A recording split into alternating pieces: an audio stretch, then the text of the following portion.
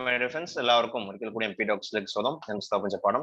നമ്മൾ ഇന്ന് ജനുവരി 31 ന്യൂസാണ് ഡിസ്കസ് ചെയ്യുന്നത്. ഹിന്ദു അനാലിസിസ്. നിങ്ങൾ പ്രധാനമായിട്ടും ഇന്ന് വായിക്കേണ്ട ന്യൂസുകൾ ഏതൊക്കെയാണ്, അപ്പൊ അത് ന്യൂസ് കൂടാതെ മറ്റുള്ള കാര്യങ്ങൾ എന്തൊക്കെയാണ് അതിൽ അറിഞ്ഞിരിക്കേണ്ടത്, അതുപോലെ തന്നെ അതുമായി ബന്ധപ്പെട്ട മാപ്പ്, ഇത്തരം കാര്യങ്ങൾ നമ്മൾ ഇതിന്റെ ഭാഗമായിട്ട് ഡിസ്കസ് ചെയ്യുന്നത്. അപ്പൊ അതിലേക്ക് പോകുന്നതിന് മുന്നായിട്ട് UPSC-മായും PSC-മായും KS-മായും ബന്ധപ്പെട്ട ക്ലാസ്സുകളും മെറ്റീരിയൽസ് ഒക്കെ ലഭിക്കുന്ന നമ്മുടെ ടെലിഗ്രാം ചാനലുണ്ട്. ടെലിഗ്രാം ചാനൽ ലിങ്ക് ഡിസ്ക്രിപ്ഷൻ ബോക്സിൽ അവൈലബിൾ, അതിലേക്ക് ജോയിൻ ചെയ്യാവുന്നതാണ്. അതുപോലെ തന്നെ വളരെ കുറഞ്ഞ ഫീസിൽ UPSC KS പഠനം നിങ്ങൾക്ക് നടത്തണമെന്ന് ആഗ്രഹം ഉണ്ടെങ്കിൽ വീട്ടിലിരുന്നു കൊണ്ടും ഓൺലൈനായിട്ട് പഠിക്കാൻ സൗകര്യമുള്ള രീതിയിലാണ് നമ്മുടെ ക്ലാസ്സുകൾ നടക്കുന്നുണ്ട്. PCM ക്ലാസ്, പ്രിലിംസ് മെയിൻസ് ക്ലാസ്സുകൾ നടക്കുന്നുണ്ട്. അതിനെക്കുറിച്ച് കൂടുതൽ അറിയാനും അതിൽ ജോയിൻ ചെയ്യാനും ഡിസ്ക്രിപ്ഷൻ ബോക്സ് നമ്പറുമായിട്ട് നിങ്ങൾക്ക് ബന്ധപ്പെടാവുന്നതാണ്. ഫസ്റ്റ് ന്യൂസ് ഉണ്ടായിരുന്നത് ഒരു കാശ്മീർ എൻകൗണ്ടേഴ്സിൽ 5 മിലിറ്റൻസ് കൊല്ലപ്പെട്ടിട്ടുണ്ട്. ഓക്കെ, 2 കാശ്മീർ എൻകൗണ്ടേഴ്സിൽ. അപ്പൊ നമുക്ക് ഈ സമയത്ത് നമുക്ക് അറിഞ്ഞിരിക്കേണ്ടത്, എക്സാം പോയിന്റ് ഓഫ് വ്യൂ അറിഞ്ഞിരിക്കുന്നത് GS 3 നമുക്ക് ഇമ്പോർട്ടന്റ് ആയിട്ട് ഒരു ടോപ്പിക്കാണ്. ഇന്റേണൽ സെക്യൂരിറ്റി എന്നുള്ള ടോപ്പിക്കിൽ നമുക്ക് ഇത് ഇമ്പോർട്ടന്റ് ആണെന്ന് അറിഞ്ഞിരിക്കുക. ഇന്റേണൽ സെക്യൂരിറ്റിയിൽ കാശ്മീർ മിലിറ്റൻസി നമുക്ക് വ്യക്തമായിട്ട് പഠിക്കാനുള്ളതാണ്. ആ സമയത്ത് പ്രധാനപ്പെട്ട ഫോഴ്സുകളെ കുറിച്ചും അതുപോലെ തന്നെ കാശ്മീർ മിലിറ്റൻസ് എന്തുകൊണ്ട് ഉണ്ടാവുന്നു, അതുപോലെ തന്നെ അവിടെയുള്ള പ്രധാനപ്പെട്ട ടെററിസ്റ്റ് ഓർഗനൈസേഷനെ കുറിച്ചൊക്കെ നിങ്ങൾ മനസ്സിലാക്കി വെക്കേണ്ടതുണ്ട്.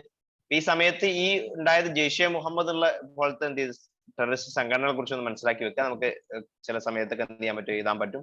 അതുപോലെ തന്നെ സെപ്പറേറ്റിസ്റ്റ് മൂവ്മെന്റ് ഓപ്പറേഷൻസ് അവിടെ നടക്കുന്ന കാര്യങ്ങളും നോക്കി വെക്കാം. ഓക്കെ, അല്ലാതെ ഈ നടന്ന ഇൻസിഡന്റ് നമുക്ക് അത്തരത്തിൽ സ്പെസിഫിക് ഇമ്പോർട്ടന്റ് അല്ല എങ്കിൽ കൂടിയും. അപ്പൊ നമുക്കറിയാം ഇത്തരത്തിൽ ഇൻസിഡൻസ് ഉണ്ടാകുന്ന സമയത്ത് അവരൊക്കെ എന്ത് ചെയ്യുന്നുണ്ട്, ചാർജ് ചെയ്യുന്നത് അൺലോഫുൾ ആക്ടിവിറ്റീസ് പ്രിവെൻഷൻ ആക്ട് പ്രകാരമാണ് UAPA. അപ്പൊ UAPA ആക്ട് ഒന്ന് മനസ്സിലാക്കി വെക്കുക. അപ്പൊ റീസെന്റ് 2019 സമയത്ത് UAPA കുറച്ച് അമെന്റ്മെന്റ് വന്നിരുന്നു.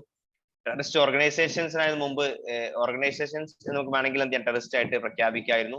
ആ സമയത്ത് പുതിയ ഇത് പ്രകാരം എന്ത് ചെയ്യുന്നുണ്ട്, ഇൻഡിവിജ്വൽസിനെ എന്ത് ചെയ്യാൻ പറ്റും, ടെററിസ്റ്റ് ആയിട്ട് പ്രഖ്യാപിക്കാനുള്ള ഓപ്ഷൻസ് ഒക്കെ ഈ ഒരു UAPA കൊടുത്തിട്ടുണ്ട്. അപ്പൊ UAPA അമെന്റ്മെന്റ് ജസ്റ്റ് നോക്കുക. ഞാൻ പല പ്രാവശ്യം അത് PDF ആയത് നിങ്ങൾക്ക് പറഞ്ഞു തന്ന കാര്യമാണ്. നിങ്ങൾ അത് നോക്കുക, അല്ലെങ്കിൽ നെറ്റിൽ സെർച്ച് ചെയ്ത് എന്ത് ചെയ്യുക, പുതിയ UAPA പ്രധാനപ്പെട്ട അമെന്റ്മെന്റുകൾ നോക്കി വെക്കുക. അത് ഇമ്പോർട്ടന്റ് ആണ്.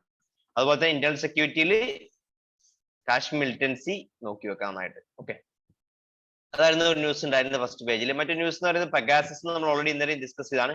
പെഗാസസ് നമ്മൾ ഇന്റേണൽ സെക്യൂരിറ്റിയിൽ ഇഷ്യൂ ആയിട്ട് വരുന്നു. അതുപോലെ തന്നെ ഫണ്ടമെന്റൽ റൈറ്റ്സ് ബന്ധപ്പെട്ട ഇഷ്യൂസ് വരുന്നു. പൊളിറ്റിയിൽ വരുന്ന ടോപ്പിക് ഒക്കെ വരാം. അപ്പൊ ഇനി വരാൻ പോകുന്ന ബജറ്റ് സെഷൻ വരുന്നുണ്ട്. ഇപ്പൊ മുതൽ സ്റ്റാർട്ട് ചെയ്യാണ്. അപ്പൊ ആ സെഷനിൽ സ്വാഭാവികമായിട്ട് ഇതിന്റെ ഡിസ്കഷൻസ് ധാരാളം നടക്കാനുള്ള സാധ്യതയുണ്ട്. ഓപ്പോസിഷൻ പാർട്ടീസ് എപ്പോഴും ഇതിന്റെ പേരിൽ എന്ത് ചെയ്യുന്നുണ്ട്, പ്രൊട്ടസ്റ്റ് ചെയ്യാനുള്ള സാധ്യത ഉള്ളതുകൊണ്ട് തന്നെ നമുക്ക് എന്ത് ചെയ്യണം, അത് നിങ്ങൾക്കൊന്ന് മനസ്സിലാക്കി വെക്കാം. ബഡ്ജറ്റ് സെഷൻ വരുന്ന സമയത്ത് നോക്കി വെക്കുക. ബഡ്ജറ്റ് നമുക്ക് ഡീറ്റെയിൽ ആയിട്ട് നോക്കേണ്ടതുണ്ട്. അപ്പം പ്രധാനമായിട്ട് പാർലമെന്റ് 3 സെഷനാണ് നടക്കുന്നത്. ബഡ്ജറ്റ്, വിന്റർ, സമ്മർ സെഷൻസ് ആണ് നടക്കുന്നത്. അപ്പൊ അതിൽ ബഡ്ജറ്റ് സെഷനിൽ വരാൻ പോകുന്ന ഡിസ്കഷൻസ് ബന്ധപ്പെട്ട കാര്യങ്ങളൊക്കെ അതിൽ ഏറ്റവും ഇമ്പോർട്ടന്റ് ബഡ്ജറ്റ് തന്നെയാണ്.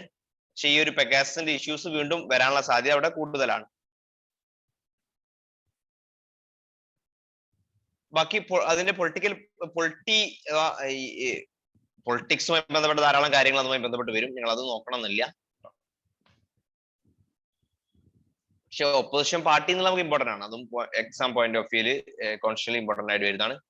മറ്റൊരു ന്യൂസ് ഉണ്ടായിരുന്നത്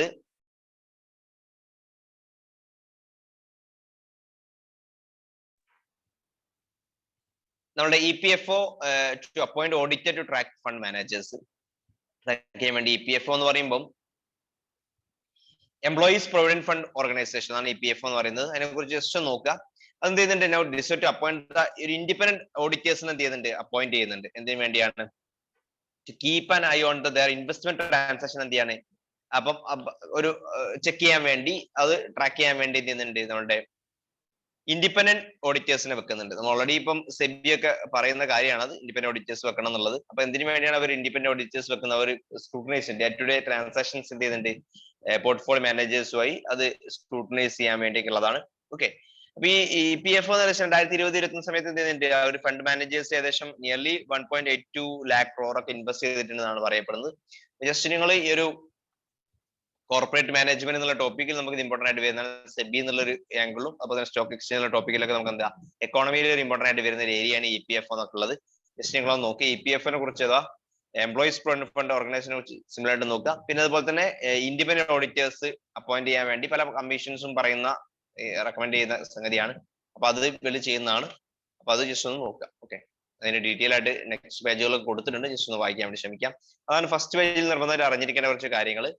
പിന്നെ റീജിയണൽ ന്യൂസുകളൊക്കെ നിങ്ങൾക്ക് പെട്ടെന്ന് ജസ്റ്റ് ഒന്ന് ഹെഡിങ്ങിലൂടെ മാത്രം ഒന്ന് കടന്നു പോയാൽ മതി. നിങ്ങളെ കേരള ബേസ്ഡ് റീജിയണൽ ന്യൂസ്, ഇത് ഡൽഹി ബേസ്ഡ് ആണ്.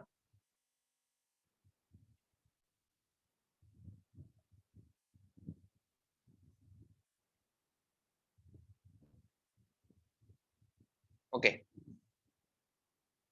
മറ്റേത് 2 എഡിറ്റോറിയൽ കോളം നിങ്ങൾ അറിഞ്ഞിരിക്കേണ്ടതാണ്. ഒന്നാമതായി സുപ്രീം കോടതി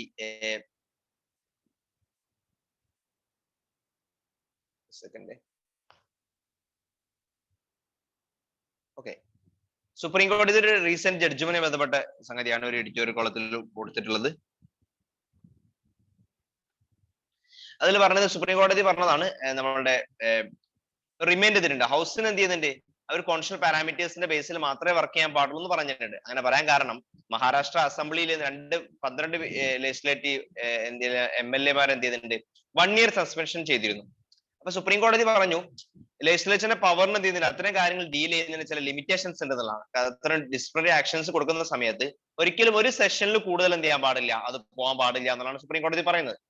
കാരണം അതിനുവേണ്ടി സുപ്രീം കോടതി പറയുന്ന കുറച്ച് കാര്യങ്ങൾ, സസ്പെൻഷൻ ഒരിക്കലും എന്ത് ചെയ്യാൻ പാടില്ല, ഒരു സെഷനിൽ കൂടുതൽ പോകാൻ പാടില്ല. അങ്ങനെ പോവാണെങ്കിൽ അത് ഇല്ലീഗൽ ആണെന്നുള്ളതാണ്. ഓക്കെ, അത് പാടില്ല എന്നുള്ളതാണ് സുപ്രീം കോടതി. കാരണം റീസൺ ആയിട്ട് പറയുന്നുണ്ട്, ഇപ്പൊ എന്ത് ചെയ്യുന്നുണ്ട്, ഒരു മെമ്പർ എന്ത് ചെയ്യാൻ ഒരു ഹൗസിലെ റെസൊല്യൂഷൻ പ്രകാരം എക്സ്പെൽ ചെയ്യുകയാണെങ്കിൽ അയാളെ പുറത്താക്കുകയാണെങ്കിൽ എന്ത് സ്വാഭാവികമായിട്ട് ഇലക്ഷൻ കമ്മീഷൻ എന്ത് ചെയ്യണം, ഒരു ബൈ ഇലക്ഷൻ വിത്തിൻ 6 months നടത്തിക്കൊള്ളണം. ഓക്കെ, അപ്പൊ ഒരാൾ ഇലക്ഷൻ ടോട്ടലി ഒരാൾ പുറത്തായ പോലും എന്ത് ചെയ്യണം, അടുത്ത മെമ്പറെ 6 months എന്ത് ചെയ്യണം, വരണം, റീ ഇലക്ഷൻ ചെയ്യണം എന്നുള്ളതാണ്.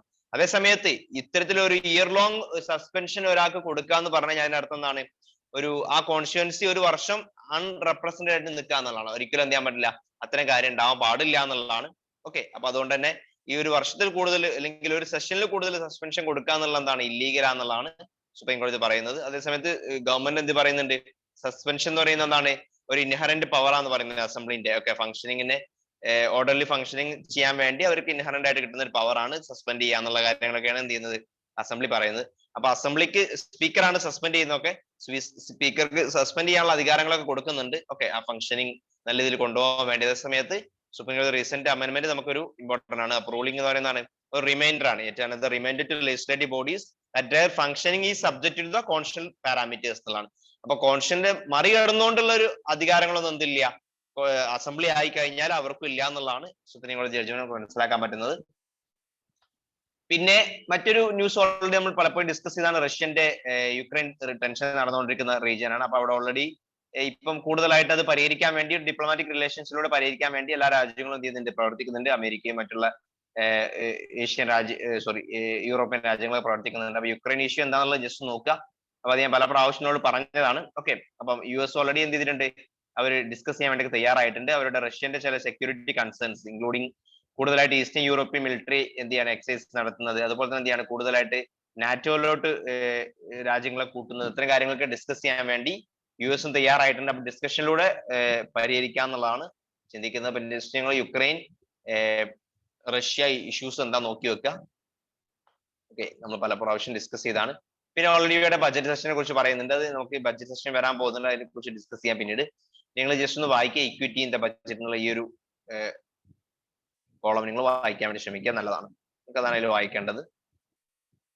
പിന്നെ നെക്സ്റ്റ് പേജിലേക്ക് കടക്കുകയാണെങ്കിൽ നമ്മളുടെ ഓൾറെഡി ഞാൻ ഇന്നലെ ഡിസ്കസ് ചെയ്തായിരുന്നു, അവിടെ മുമ്പ് ഞാൻ പലപ്പോഴും ഇസ്രായേലിന്റെ മാപ്പ് ഒക്കെ ഡിസ്കസ് ചെയ്തിട്ടുണ്ട്.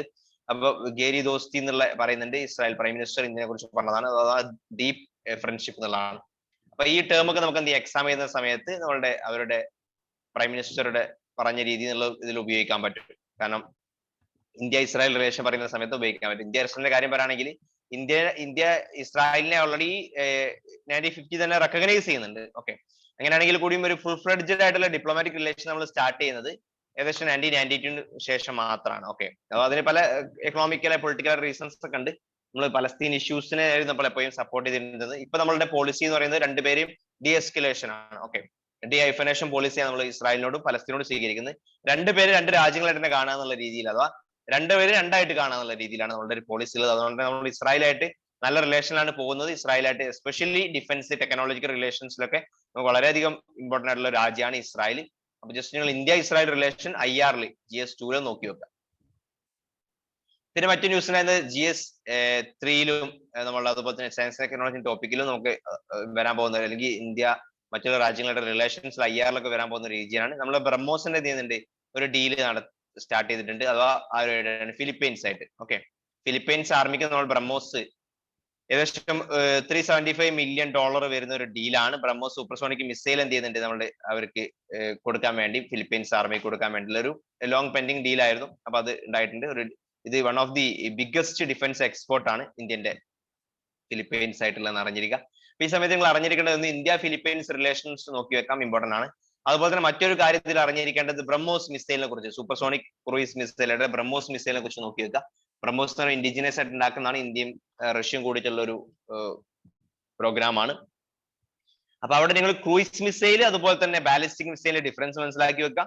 അതുപോലെ തന്നെ ബ്രഹ്മോസിന്റെ ഫീച്ചേഴ്സ് എന്തൊക്കെയാണെന്നുള്ളത് മനസ്സിലാക്കി, എത്ര സ്റ്റേജ് ആണ് വരുന്നത്, ഓക്കെ, അതിന്റെ എത്ര കിലോമീറ്റർ ആണ് അതിന്റെ റേഞ്ച് വരുന്നത്, കാര്യങ്ങളൊക്കെ ഒന്ന് നോക്കി വെക്കുക. ഞാനൊരു പ്രാവശ്യം അത് പറഞ്ഞതാണ്.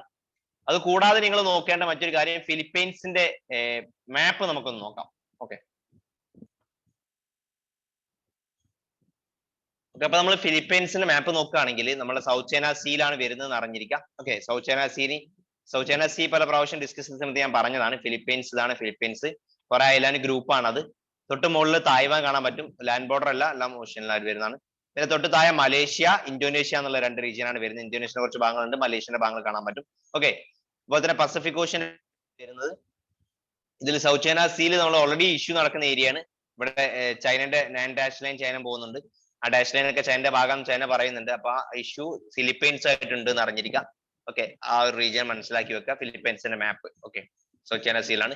സൗത്ത് ചൈന സീന്റെ ഒരു മാപ്പ് ഞാൻ ഓൾറെഡി ചെയ്തിട്ടുണ്ട്, ഡീറ്റെയിൽ ആയിട്ട് ഞാൻ ആ സമയത്ത് എല്ലാം പറഞ്ഞിട്ടുണ്ട്. സൗത്ത് ചൈന സീ ബോർഡർ ചെയ്യുന്ന രാജ്യങ്ങൾ ഏതൊക്കെയാണ്, അതിൽ വരുന്ന രാജ്യം കൂടിയാണ് ഫിലിപ്പീൻസ്. അതാണ് ഫിലിപ്പീൻസുമായി ബന്ധപ്പെട്ട് നിങ്ങൾ പ്രധാനമായിട്ട് അറിഞ്ഞിരിക്കേണ്ട കുറച്ച് മാപ്പുകളും ബന്ധപ്പെട്ട കാര്യങ്ങളും. ഇനി അത് കൂടാതെ അവിടെയുള്ള പ്രധാനപ്പെട്ട ഓഷ്യൻസും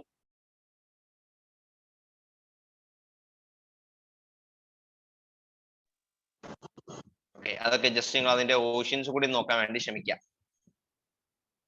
അതാണ് ഫിലിപ്പീൻസ് ആയിട്ടുള്ള ഈ ഒരു മാപ്പിൽ നിങ്ങൾ അറിഞ്ഞിരിക്കേണ്ടത്. അത് കൂടാതെ ഇന്ത്യയുടെ ഡിഫൻസ് എക്സ്പോർട്ട് ബന്ധപ്പെട്ട കാര്യങ്ങളെ കുറിച്ച് ഒരു നോട്ട് ഉണ്ടാക്കുക. അതിൽ എക്സാമ്പിൾ ആയിട്ട് നമുക്ക് കൊടുക്കാൻ പറ്റുന്ന ഒരു കാര്യമാണ്. പിന്നെ ഇതൊക്കെ രാഷ്ട്രീയ ന്യൂസുകളൊക്കെ നമുക്ക് ഒഴിവാക്കാം, അത്ര ഇമ്പോർട്ടന്റ് അല്ല. പിന്നെ ഇന്ത്യന്റെ ഓൾറെഡി കോവിഡ് കേസ് നിങ്ങൾ എപ്പോഴും ഒന്ന് നോക്കി വെക്കുക, ഡീറ്റെയിൽ ആയിട്ട് അങ്ങനെ വായിച്ചു പോകണമെന്നില്ല എല്ലാ പ്രാവശ്യവും. പിന്നെ ഇപ്പോൾ ഓൾറെഡി ഒരു ന്യൂസ് ഉണ്ടായിരുന്നത് നമ്മുടെ ഒരു 1962 വാറിനെ കുറിച്ച് ന്യൂസ് ഉണ്ട്, ജസ്റ്റ് നിങ്ങൾ ഒന്ന് വായിച്ചാൽ മതി. PL ഹിസ്റ്ററി, വീണ്ടും 1962 വാർ ഇന്ത്യ ചൈന ഉണ്ടായിട്ടുള്ള ഒരു വാറായിരുന്നു. ആ സമയത്ത് അത് നമുക്ക് അത്രത്തോളം മീഡിയ കവറേജ് എന്ത് ചെയ്യുന്നില്ല, അതിന് കിട്ടുന്നില്ല. കാരണം നമുക്ക് കൊറിയൻ വാറിനോ അല്ലെങ്കിൽ വാർ ഓഫ് ജപ്പാനായിട്ടുണ്ടെന്ന ആ വാറിനൊന്നും കിട്ടിയതുപോലുള്ള ഒരു മീഡിയ കവറേജ് എന്തില്ല ഈ സത്യത്തിൽ ഈ ഒരു ഇൻഡോ ചൈന വാറിന് കിട്ടുന്നില്ല. ജസ്റ്റ് നിങ്ങൾ ഇൻഡോ ചൈന വാറിനെ കുറിച്ച് ജസ്റ്റ് ഒന്ന് ആർട്ടിക്കിൾ ഒന്ന് വായിക്കുക, ഡീറ്റെയിൽ ആയിട്ട് പറയുന്നില്ല. ഓക്കെ, അതാണ് അതിൽ വരുന്നത് മെയിൻ ആയിട്ട്. പിന്നെ ബാക്കി ന്യൂസ് ഒക്കെ നിങ്ങൾ വായിച്ചാൽ മതി, അത്രത്തോളം ഇമ്പോർട്ടന്റ് ആയ ന്യൂസ് അല്ല. ഓക്കെ, ഇത്രയാണ് നമുക്ക് ഇന്നത്തെ ന്യൂസിൽ പ്രധാനമായിട്ട് ഡിസ്കസ് ചെയ്യാനുള്ളത്. UPSC പോയിന്റ് ഓഫ് വ്യൂ ഇത്രയേ ഉള്ളൂ. നിങ്ങൾക്ക് അണ്ടർസ്റ്റാൻഡിങ്ങിന് വേണ്ടി മറ്റുള്ള ന്യൂസുകളൊക്കെ വായിക്കുന്നുണ്ടും പ്രശ്നമില്ല. ഓക്കെ, അപ്പൊ നമുക്ക് മറ്റു ന്യൂസുമായിട്ട് ഉടൻ കാണാം.